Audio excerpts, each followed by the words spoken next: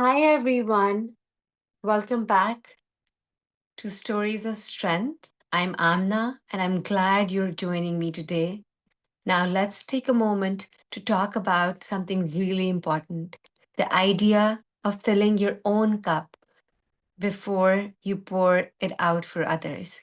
When I say fill your own cup, I mean replenishing those mental, physical, and emotional reserves that keep us going. It's all about stopping to recharge our batteries because let's be honest, how far can we run on fumes? But many of us, especially women, give and give until our own cups are completely drained. We push through, often ignoring the signals our bodies and mind are sending.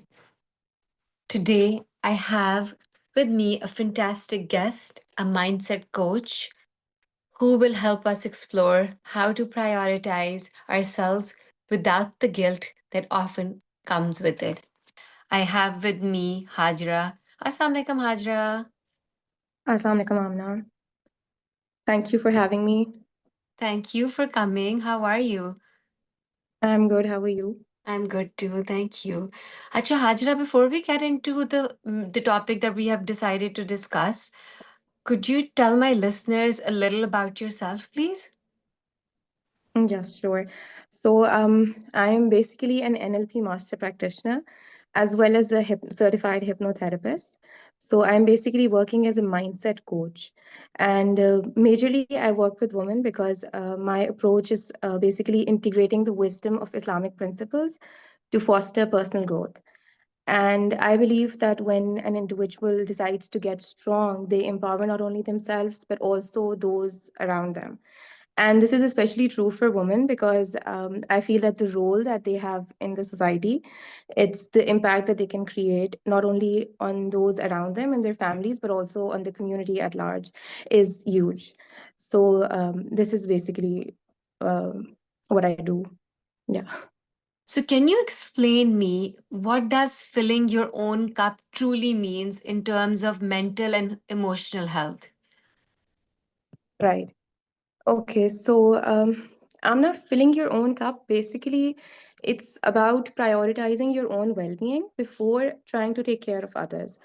And it's about inculcating like self care activities in your life that you enjoy and that truly replenish your energy.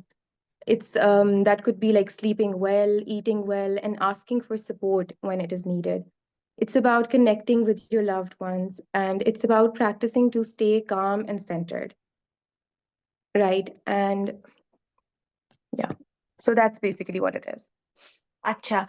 So tell me, what are some of the signs that one should notice in them when they that would show them that they are running low on energy and their cup is getting low? Filling your own cup, having it full is very important because you have to ensure that you are emotionally, physically, and mentally healthy. And when you're not, then there's going to be physical and emotional manifestations in your life. That could be like maybe you're going to be feeling irritable or detached from those around you. You might feel very stressed and overwhelmed. There could also be anxiety, insomnia, and there could be a lot of negative self-talk, and you might start feeling very isolated as well because you might also find it hard to ask for help from those around you when your cup is empty. You're in that state of burnout.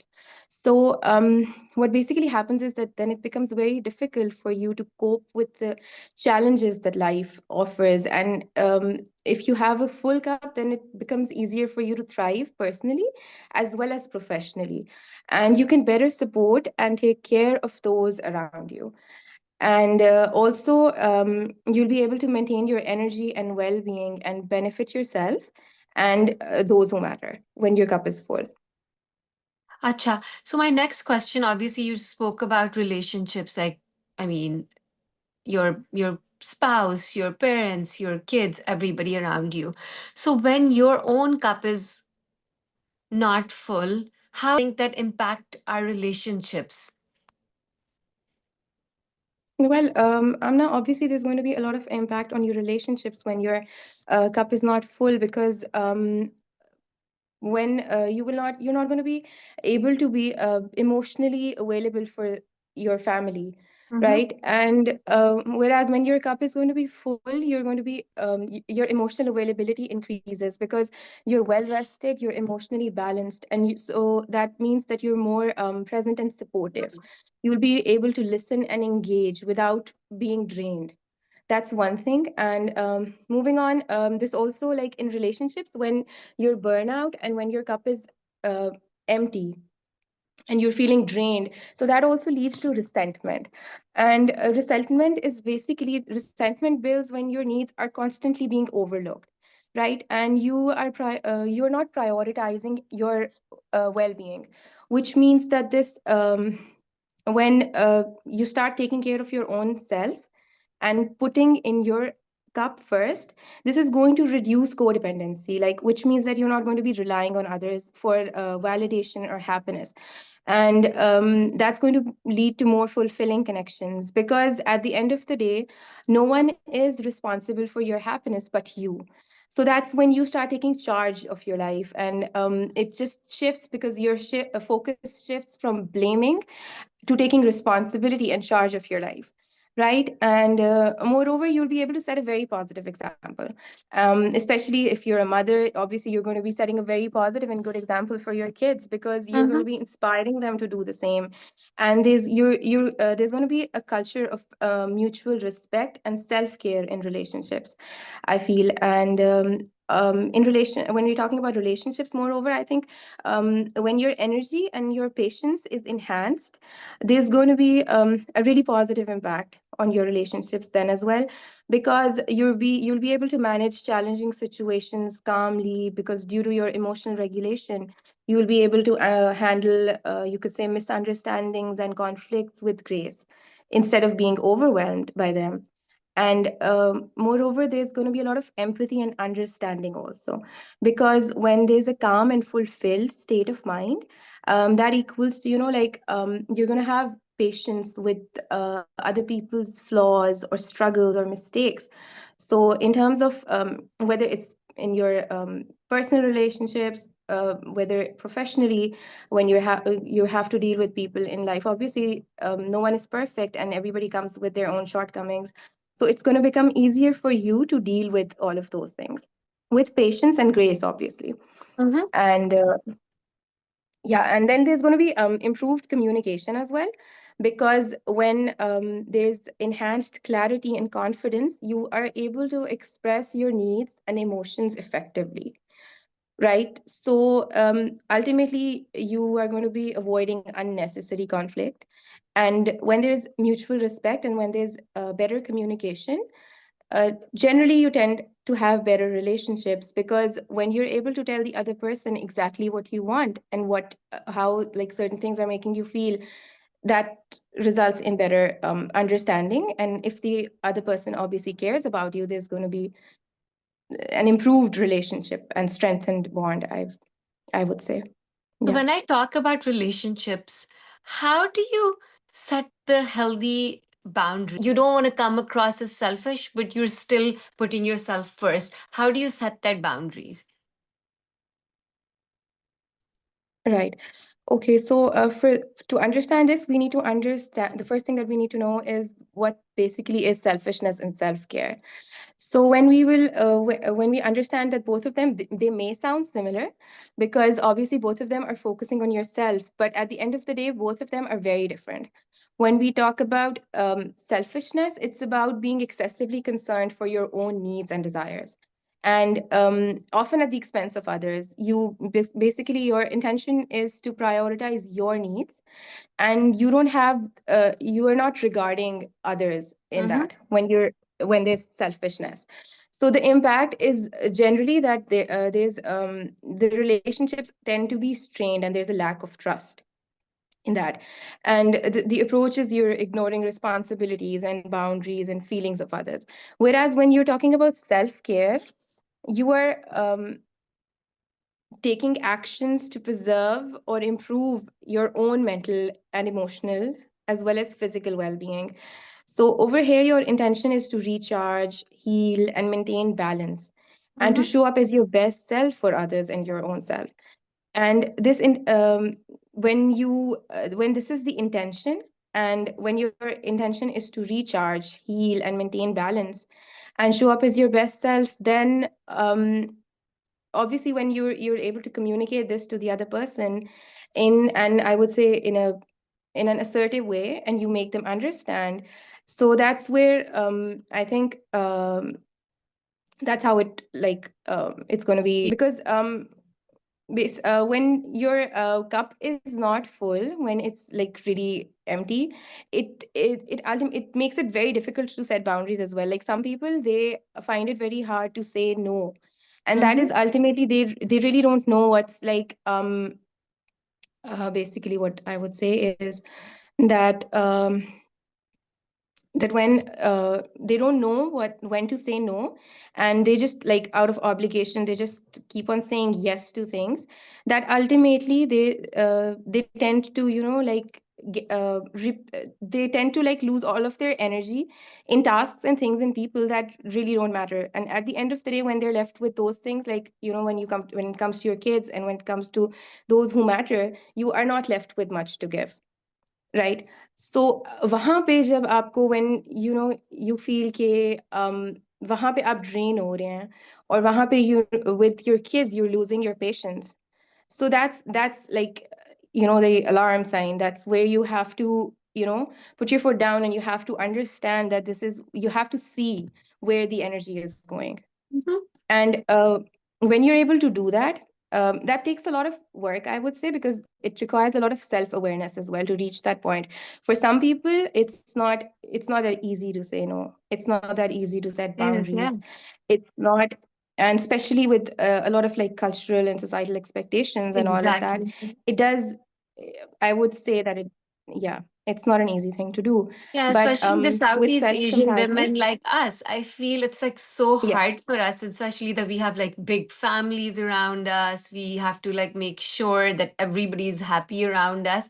And in that process, just trying to absolutely. make everybody happy, you just start neglecting your own health and your own well-being and your physical and your the whole emotional being. So I feel that it is very important that you set those boundaries in all relationships so that you're able to take care of yourself. That how do you think we can integrate like this self care into our busy lifestyle?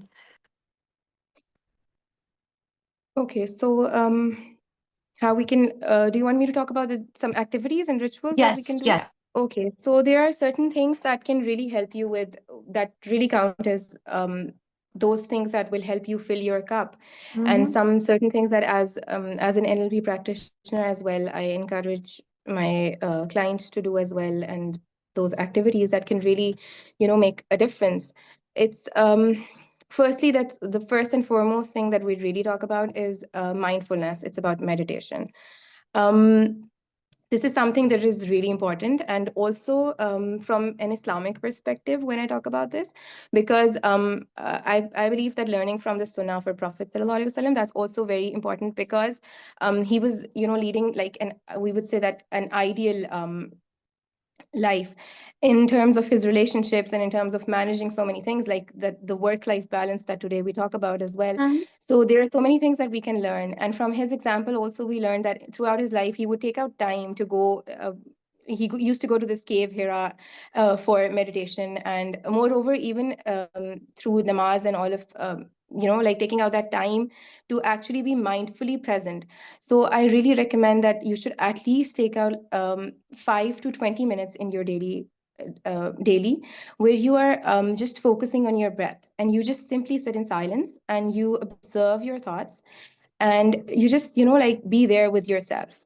And so this basically is going to promote relaxation. It's going to give you clarity, and it's going to give you mental peace.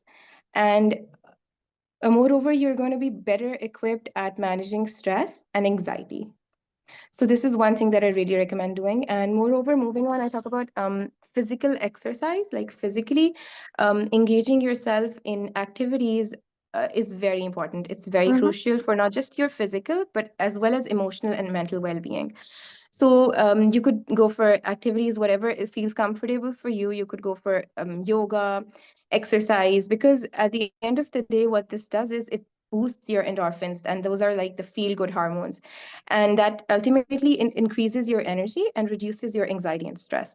So that's what we're looking for over here. For that's how you fill your cup. And moreover, you could engage in activities that are in that have creative expression. That could be such as maybe, like for some people it could be drawing, maybe knitting, painting, cooking, Mm-hmm. anything that you enjoy doing that feels therapeutic to you, and it allows you to process your emotions and relax and tap into like a state of flow. So that's something that you should make time for. And do you want me to add more? Yes, yes, sure. Yeah. If you have any But more tips you have, yeah. I do. It just depends on the time, so No, that's no, why I'm no. a little Please go ahead, like, please. okay. So, moreover, one thing that we really recommend doing is journaling. Journaling is something that allows you a safe space. It allows you to express yourself and really get to know what's going on inside your mind. So when you put it out on paper, it's in this concrete form, and you really know what's bothering you, what your emotions are, your thoughts are. So it's you're better equipped at handling all of those things. Mm-hmm. Right. So if you write daily, you just need to write down your thoughts and feelings. What I do is once a day, I'll just write down like three things that I'm feeling today. You could do that.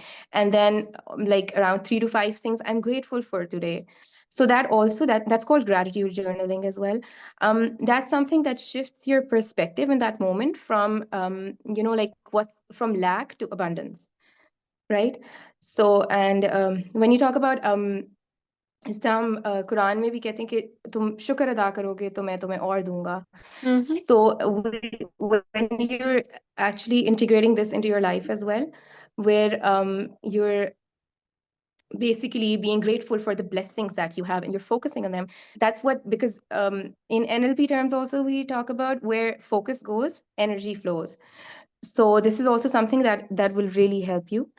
So it helps you process your emotions and reflect on your experiences and understand yourself better when you're doing journaling. So and so yeah, basically that's about journaling. Moreover, you can spend more time in nature. You could, because when you're in fresh air and sunlight, that is also very helpful because that improves your mood, it enhances your mental clarity, it reduces your stress. And so that's also a very essential thing to do. I think everybody should make time for doing that every day in their whatever busy schedules they have. They should do that. And you should make sure that you're having nourishing foods. You're making time for social connections as well. That's also like Very important. being able to connect with, yes, being able to connect with others and being able to share and being your true self with people, is also something that has a very positive impact on your mental well-being, on helping you fill your cup. And yeah, one more thing that is very essential nowadays, because when we talk about digital, there's a lot of people have started practicing this, because in this hyper connected world and like constant notifications and bombardment of all of that all the time, a lot of people go for digital detox. So that's, you can set a time for every day that, Uh-huh. like, from this time to this time I'm not going to be using my device, any device. Or maybe you could schedule one day out of the week when you're not going to be on the screen. Using it. So yeah, that is also, I would say that's also very important, because this is also going to not just reduce your stress and anxiety, it's also going to improve your sleep, and it's going to increase your real life interactions and boost your self awareness. So yeah, and last but not the least, I highly recommend that you should practice self compassion, because self compassion is something that's like, it's profound and it has a huge impact on your mental well-being. And how I would explain this to you is that, like in times when sometimes you could say that um, when one of your friends or somebody is feeling low, and they're having they're going through a difficult and challenging time. So how would you talk to them?